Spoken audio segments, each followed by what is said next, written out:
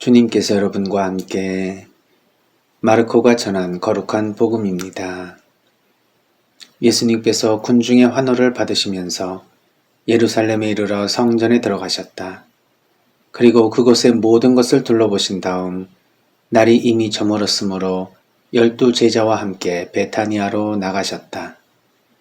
이튿날 그들이 베타니아에서 나올 때에 예수님께서는 시장하셨다. 마침 잎이 무성한 무화과 나무를 멀리서 보시고 혹시 그 나무에 무엇이 달렸을까 하여 가까이 가 보셨지만 잎사귀 밖에는 아무것도 보이지 않았다. 무화과 철이 아니었기 때문이다. 예수님께서는 그 나무를 향하여 이르셨다. 이제부터 영원히 어느 누구도 너에게서 열매를 따먹는 일이 없을 것이다. 제자들도 이 말씀을 들었다. 그들은 예루살렘으로 갔다. 예수님께서는 성전에 들어가시어 그곳에서 사고 팔고 하는 자들을 쫓아내기 시작하셨다. 환전상들의 탁자와 비둘기 장수들의 의자도 둘러엎으셨다. 또한 아무도 성전을 가로질러 물건을 나르지 못하게 하셨다.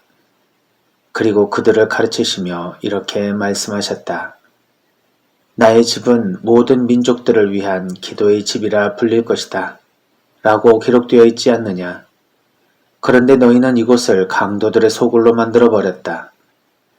수석사제들과 율법학자들은 이 말씀을 듣고 그분을 없앨 방법을 찾았다. 군중이 모두 그분의 가르침에 감탄하는 것을 보고 그분을 두려워했던 것이다. 날이 저물자 예수님과 제자들은 성 밖으로 나갔다. 이른 아침에 그들이 길을 가다가 그 무화과 나무가 뿌리채 말라있는 것을 보았다. 베드로가 문득 생각이 나서 예수님께 말하였다. 스승님 보십시오. 스승님께서 저주하신 무화과 나무가 말라버렸습니다. 그러자 예수님께서 제자들에게 말씀하셨다. 하느님을 믿어라. 내가 진실로 너희에게 말한다.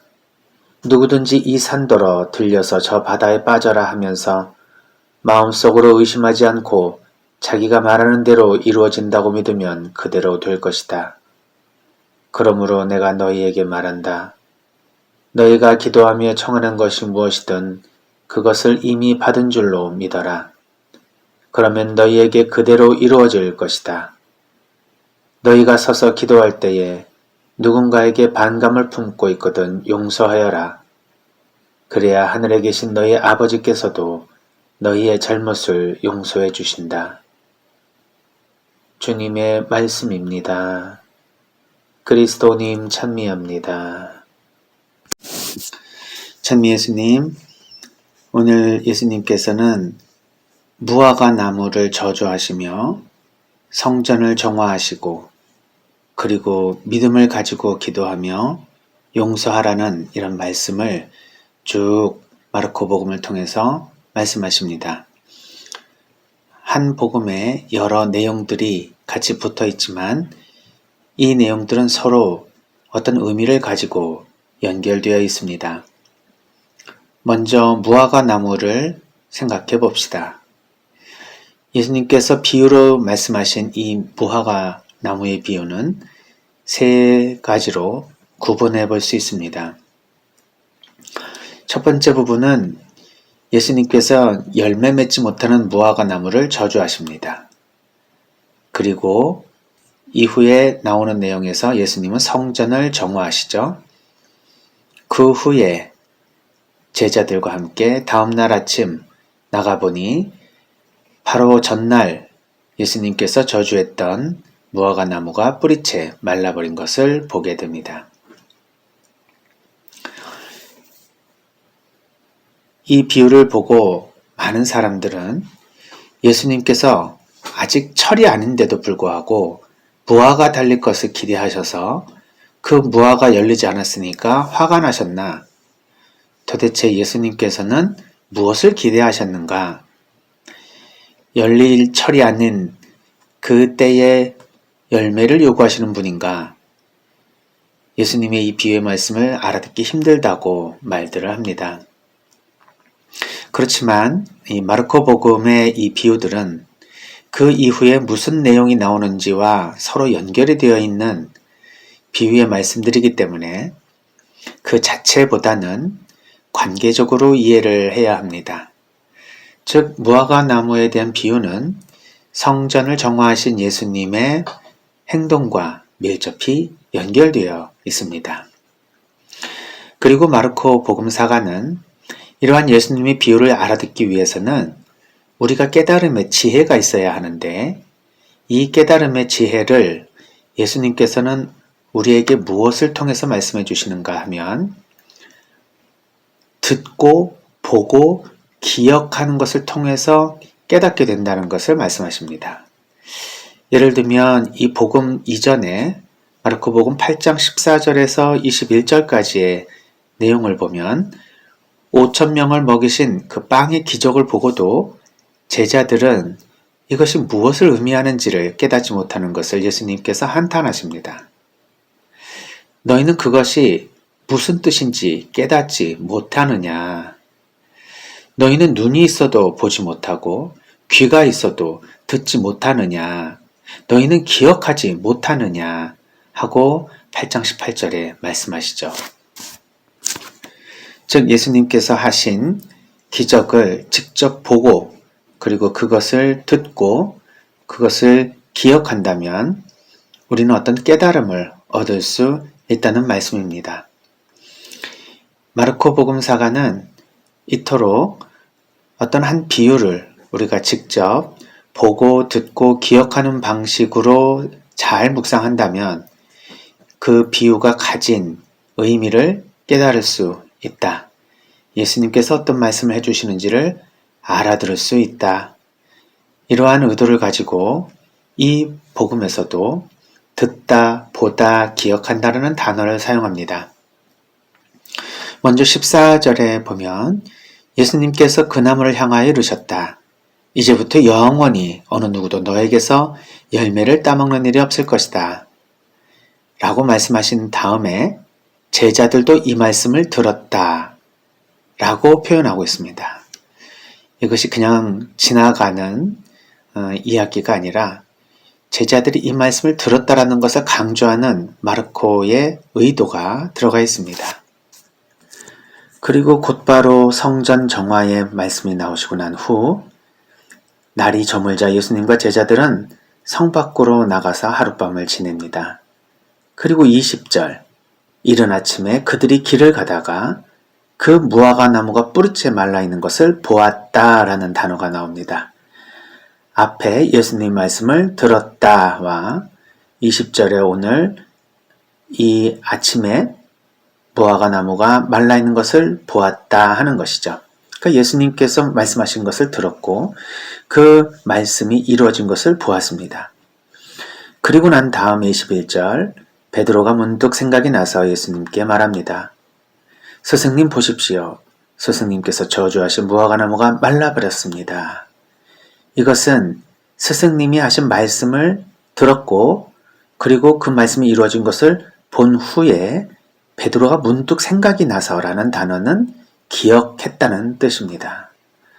그래서 보고 듣고 기억한 베드로가 예수님께 무화과 나무가 말라버렸다고 이야기를 해드리죠. 그러자 예수님께서 이제 당신께서 정말 하고 싶어하는 말씀을 하십니다. 22절 이후 믿음을 가지고 기도해라 그리고 용서하라는 이런 말씀들은 바로 이러한 비유를 통해서 예수님께서 진정으로 하시고 싶은 말씀이 무엇인지를 이야기해 주십니다. 따라서 무화과 나무에 대한 비유와 그리고 성전 정화에 대한 말씀은 우리가 하느님께서 어떻게 생활하기를 바라시는지 그리고 하느님께서는 우리에게 무엇을 원하시는지를 잘 묵상하도록 해줍니다. 무화과 나무 자체를 저주하는 것이 아니라 무화과 나무는 이스라엘 종교 지도자들을 뜻한다는 것을 알 수 있죠. 이스라엘의 불성실한 종교 지도자는 열매를 맺지 못하고 결국 허울만 가득한 사람들이라는 뜻일 겁니다.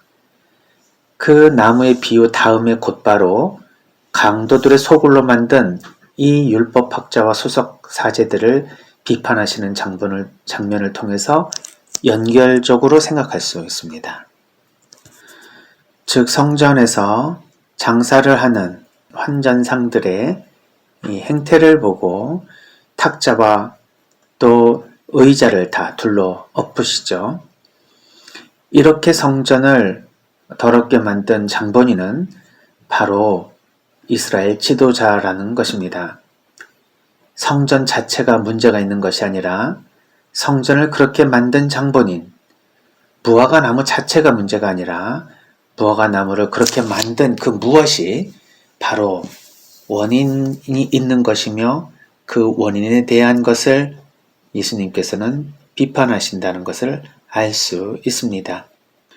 즉 성전 정화는 성전이 더러운 것이 아니라 성전을 더럽게 만드는 그런 종교 지도자들을 비판하시는 것이며 무화과 나무를 저주한 것이 아니라 무화과 나무가 상징하는 종교 지도자들이 더 이상 열매를 맺지 못하는 것을 안타깝게 생각하시는 것입니다. 따라서 이 복음 이후에 12장 40절에 종교 지도자들의 악행을 낱낱이 지적하신 후 13장 2절에 가면 마침내 성전이 파괴될 것을 예언하십니다. 즉 이 성전의 파괴를 이끄는 그런 종교 지도자들, 이러한 지도자들을 바라보면서 따라야 할 백성들은 얼마나 암울한 시기를 보내고 있을까요?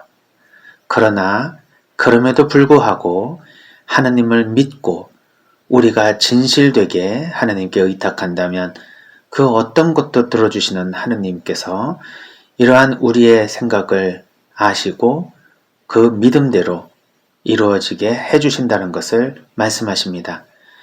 그리고 그 믿음과 함께 우리가 서로 용서해 줄 때 하나님께서는 이러한 잘못에 의해서 성전이 파괴되고 무화과 나무가 말라버린 것과 같은 그러한 상태에서도 우리의 모든 잘못을 용서해 주시고 품어주신다는 희망의 말씀으로 마무리를 짓습니다.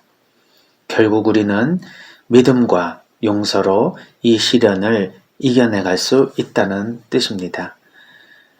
세상에 살아가면서 한 사람 한 사람은 선량하지만 이 선량한 사람들이 모여서 조직을 이루고 또 그 조직 안에서 어떤 리더가 나타나게 되면 항상 좋은 쪽으로만 가지 않고 나쁜 쪽으로 흐를 수밖에 없는 것이 우리 인간의 삶에 나타나는 현상들입니다. 특히 종교 지도자들, 수석사제들, 율법학자들과 같이 당시 이스라엘 사람들에게 위로와 하느님의 사랑을 전해주어야 할 그 지도자들이 자신들의 이익을 위해서는 움직이며 다른 사람들은 공감하지 못하고 오히려 권력을 휘두르며 그들을 억압하는 모습을 볼 때 예수님께서는 그런 지도자들의 악행을 낱낱이 고발하시고 그리고 그들을 정화시키기 위해 이 세상에 오시게 됩니다.